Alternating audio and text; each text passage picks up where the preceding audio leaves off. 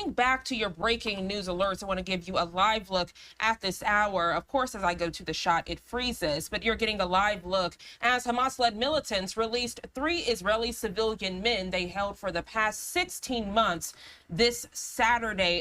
Now the shot getting back to normal so we can watch things unfold. I will say viewer discretion is advised with this feed because as we went to break, you could see men being carried on other men's shoulders, flocking through the streets with guns and other type of weaponry.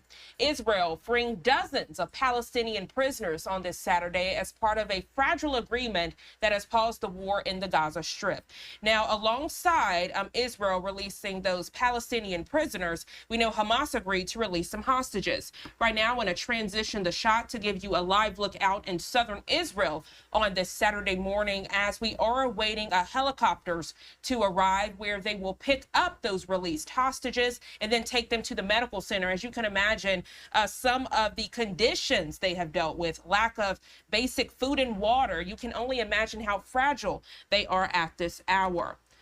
Now, Israeli Defense Forces, they do continue to track the very latest of this. They put this out on X this morning saying, quote, after 491 days, Or, Eli, and Ohad are finally home.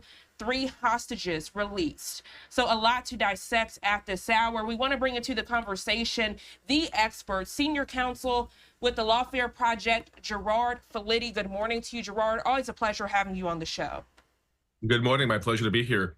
So a lot to dissect. You know, I was going to break and we saw in real time out in the Gaza area how men are walking through the streets just on a normal Saturday, right? With weaponry and guns in their hands. A lot of viewers concerned about this. They're happy that the hostages are released. This is something that people have been calling for since October 7th. But seeing in response this type of hostility, if you want to call that, they're concerned about, okay, what type of prisoners are being released? Are these people that simply had a charge where they stole some food from the local market, or are they releasing these prisoners that were in captivity because of rape and other horrible things?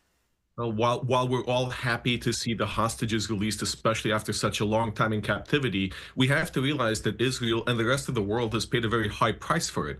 We have allowed essentially Hamas to continue in existence. Those are the scenes that you're seeing. You're seeing terrorists celebrating the return of more terrorists from Israeli prisons who had been released as a condition to obtaining the hostages back. This celebratory attitude shows that Hamas is far from defeated. They're now even getting an influx of new fighters.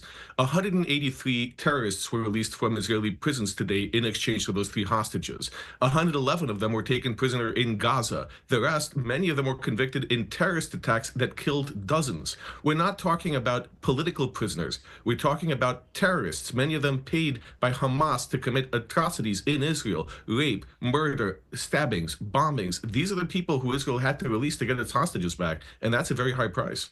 In real time, Gerard, we are getting a feed now from southern Israel, finally seeing that chopper, which is good news. We don't know if the released hostages are actually on the chopper, but it does look like it's about to land there at the medical center. Provide this perspective. I mean, you're first released from being in captivity for all these months. The first thing that needs to happen is medical attention. Some people asking why. Could you provide that perspective? Well, these 3 hostages that have been released, preliminary reports show that they're actually in pretty serious condition, losing 30% or more of their body weight, being kept in horrific conditions, deprived of food, of water, of basic necessities, kept basically imprisoned in small cells underground, treated inhumanely for 16 months. This is why it's so serious. This is why the hostages need to come back. We're talking about Hamas committing war crimes against this civilian population. It's very serious and it's very distressing to see people treated this way. Gerard, thank you so much for breaking that down. We are looking at this chopper land. If we can just watch together just to see who gets off of this helicopter, if you don't mind, and then, you know, provide that perspective again, as I just mentioned. These people are finally home. You can only imagine what they've seen, what they have encountered, the lack of basic necessities. People talk about the humanitarian crisis that's happening in Gaza that far existed before October 7th even happened, Gerard. And that's some of the same conditions that these hostages were experiencing in captivity, being shackled, being raped, being forced food, and then sometimes food being used as a bargaining tool. Just horrible to think about, Gerard. And it's horrible to think that this is what humanity has become, that we have become immune to this deprivation, this depravity of terrorists. We are actually talking about Hamas as if it's a legitimate government, as if it's a legitimizing force.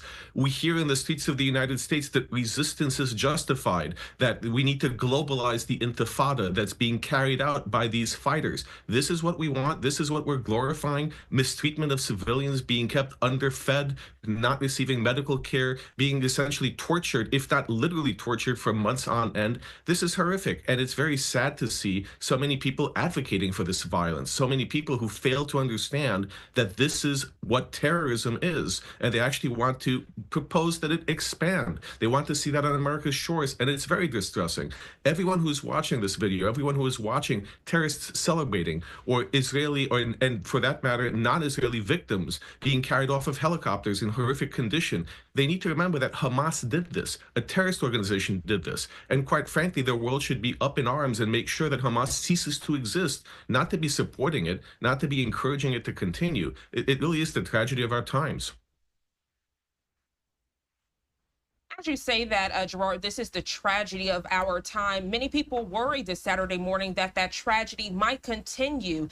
Along with the ceasefire, there were concerns, okay, where will Hamas go from here? Will they relocate and continue to terrorize innocent civilians? We can't forget all of the innocent Palestinian people that have been impacted from this. On the flip side, though, some of those Palestinian prisoners that were in Israeli captivity, I remember speaking with a lady when October 7th first happened, and you could see people flocking in the street in celebration outside of the prisons when that first ceasefire happened, Gerard. And she was saying that Hamas paid some of those Palestinian prisoners to carry out things on their behalf. Well, absolutely. And that's part of today's release were 111 Hamas terrorist operatives who were actually detained in Gaza, who were involved in attacks or allegedly involved in attacks against the civilian population of Israel. And these are very serious, hardened criminals. We have to remember Yahya Sinwar, the now dead leader of Hamas's military wing, responsible for so many of these atrocities. Sinwar was one of those prisoners who was released years ago in a prisoner swap, exchanging an Israeli soldier for thousands of terrorists held by Israel. This is how serious it is. These are not innocent people. These are not people detained or imprisoned for jaywalking. These are murderers. These are rapists. These are terrorists. And they're all going back to the ability to carry out more terror attacks against Israel and against the rest of the world. And knowing that unfortunate statement, Gerard, the question is, what now? We know current President Donald Trump has been very active with this situation in the Middle East. We've even seen Israeli Prime Minister Benjamin Netanyahu here in the U.S. Meeting with President Donald Trump, also with House Speaker Mike Johnson. The question is, what's now and what's next to make sure Americans stay safe? We know that President Donald Trump did not shy away from what we were seeing across college campuses and universities last year. People hitting one another with speakers and baseball bats, all in the name of Free Palestine. But a lot of them weren't even students at the college campuses. No, some of them were paid agitators. Some of them were members of radical groups within the United States that traveled to college campuses to attack students. I know this because I represent a number of students on different campuses who have been experiencing these hate crimes. But ultimately, to your point, Donald Trump has offered a bold and ambitious and very novel plan. It's essentially the Marshall Plan for reconstructing Gaza. It's about developing the country, developing the economy, developing the infrastructure so that people see they have opportunities and are willing to be part of the rest of the world and not resort to terror. It's a great plan, and it's a beautiful plan, to paraphrase Donald Trump's language. But the problem with this is that Hamas existing and peace in Gaza are mutually exclusive. You cannot have a terrorist organization continuing to be in power to basically infect their own people with hatred, deprive them of basic sanitation and living conditions that are abominable, and at the same time redevelop the country. So whatever happens going forward, if there's to be any chance for the Arabs in Gaza or for Israel to have peace, you need Hamas to be eliminated. Benjamin Netanyahu was right about this goal at the beginning of the war. The biggest challenge, the biggest way to move forward is to eliminate the terrorist organizations that are making life miserable for everyone. And part of that is also eliminating the presence of the United Nations, which has contributed to decades of dependency and harsh conditions, encouraging, fomenting, and allowing terrorism to blossom before their very eyes. There needs to be a radical change in Gaza, and the only way that can happen is if Hamas is out of the picture. A new feed coming into our live now from Fox Studio. Gerard, you can see it on your screen as well. We do see another chopper has landed, but at this stage, there's kind of an awning attached, of course, to give those hostages some type of privacy. You did mention how fragile and frail they could be. So this is good news to see it in real time. Another interesting thing you mentioned, and I know on both sides of this conflict, a lot of eyes are on this. You mentioned the United Nations. That made me think of UNRWA. If we look back in time, those allegations against UNRWA that some of them were actually housing Hamas terrorists and working with them. When we think of America, we think of, different aid organizations, NATO, United Nations that we also work closely with. But what do people do when the organization they look to for humanitarian aid and for hope is the one working against them? You have to remove that agency from the picture. It's that simple. We have heard from hostages that have been released that UNRWA personnel were involved both in keeping them hostage and in the activities, the atrocities of October 7. More than that, we've seen UNRWA personnel involved in UNRWA schools teaching hate, encouraging violence, UNRWA employees participating in terrorist attacks. That organization cannot continue to function in the Middle East. It doesn't bring peace. It doesn't help people. It keeps them in a cycle of dependency and poverty. Israel recognizes it. They're banning UNRWA from continuing its work in the region. The United States recognizes it. We've stopped funding them. Many European countries have done the same.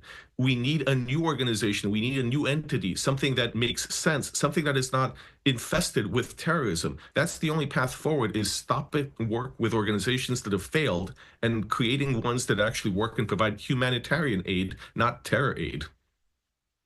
Gerard, thank you so much for that detailed breakdown. Getting back to the other side of the conversation, my apologies, this feed continues to go in and out, but a live look out in Khan Yunis, Gaza, as those Palestinian prisoners now arriving at the hospital. And of course, again, we're seeing the caravan of people flocking there in support. It was very interesting, as I mentioned, to see people just released from prison with their family members holding weaponry and machine guns, because right here in America, when people are released from prison, you have the halfway house, you have all of these different things. The first thing someone would want to touch would not be a gun, right? Because that would go against their release orders. But you're seeing in real time this happening. Could you provide that compare and contrast, Gerard? Very interesting to see that this is some of the first items that people are doing when they are released from prison. And God forbid they were in prison because they murdered someone with a machine gun. And that's the first thing they want to hold and celebrate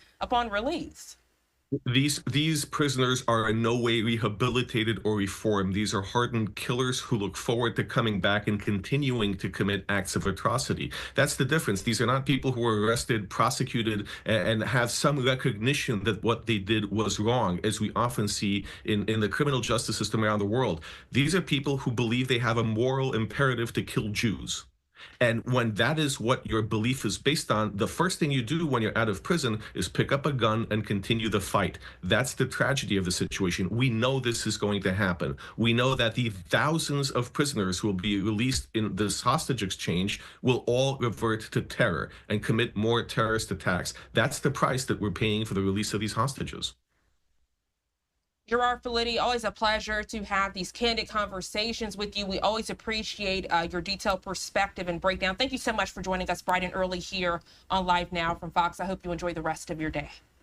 Always a pleasure. Thank you for having me. Thank you so much. I want to get back to these images that myself and Gerard were explaining in real time. You are seeing the flock of people just coming out in support there in Khan Yunis, Gaza, in support of those Palestinian prisoners that are being released. Again, this was the agreement of the ceasefire that happened. So that we could get those hostages in Hamas captivity, Israel had to agree to release some of those Palestinian prisoners. prisoners. And again, some of these prisoners are not just people that stole bread from the local market. Some of these people are rapists, murderers, people who have done things in the name of Hamas. So I just want to provide that perspective for you so you can understand. And then on the other side of the conversation, again, we are seeing how the hostages have been released, and you're seeing the chopper there. They've been getting on the chopper, heading out to different medical centers in the Israel area to seek medical treatment. A lot of them malnourished, fragile, have not had food and water in several months. And so you can imagine this is why it's needed for them to get medical attention.